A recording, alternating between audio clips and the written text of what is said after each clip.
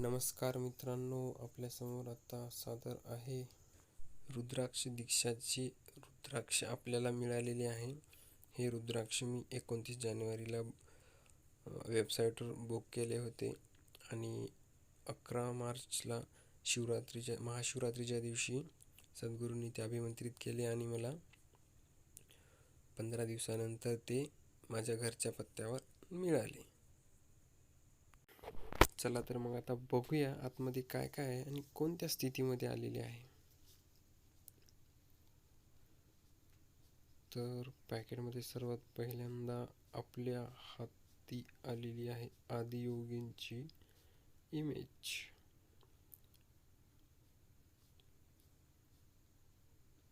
Image दिसायला चांगली आहे, परंतु ती पेपर बॅगमध्ये आहे.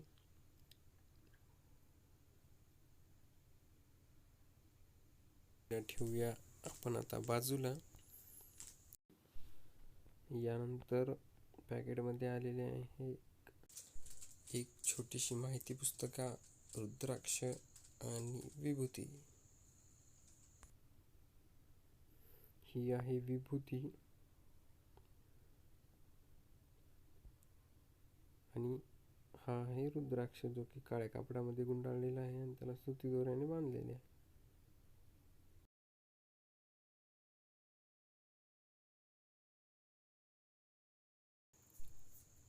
या कागदावर रुद्राक्ष दीक्षेमध्ये मिळालेल्या सर्व वस्तूंची माहिती आहे आणि त्यावर थोडीफार सविस्तरपणे माहिती दिलेली आहे की कोणत्या गोष्टी आहेत आणि त्या कोणत्या कामासाठी वापरल्या जाव्यात. पहिली भाषा आहे ती इंग्लिश आहे, त्यानंतर हिंदी, तमिळ, कन्नड आणि मल्याळम.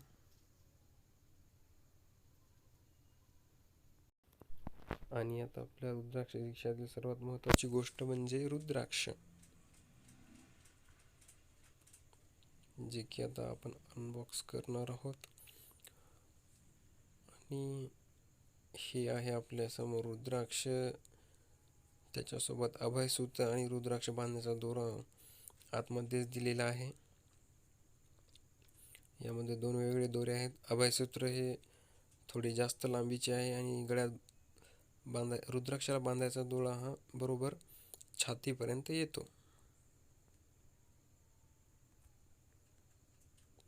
हे रुद्राक्ष पंचमुखी आहे, जे की सर्वसामान्यपणे वापरले जाते.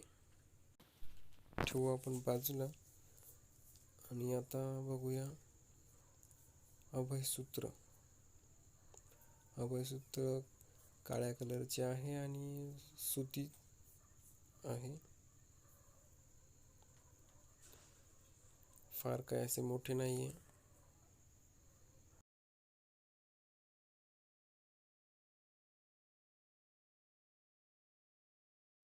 आणि हा दोरा दिलेला आहे रुद्राक्ष बांधण्यासाठी. याच्यामध्ये रुद्राक्ष ओवून गळ्यात घालायचे आहे. तर ह्या सर्व गोष्टी आता रुद्राक्ष दीक्षेच्या पॅकेटमध्ये मला मिळालेल्या आहेत. यानंतर पुढील अपडेट्स तुम्हाला मिळतच राहतील. तर भेटूया पुढील व्हिडिओमध्ये. धन्यवाद.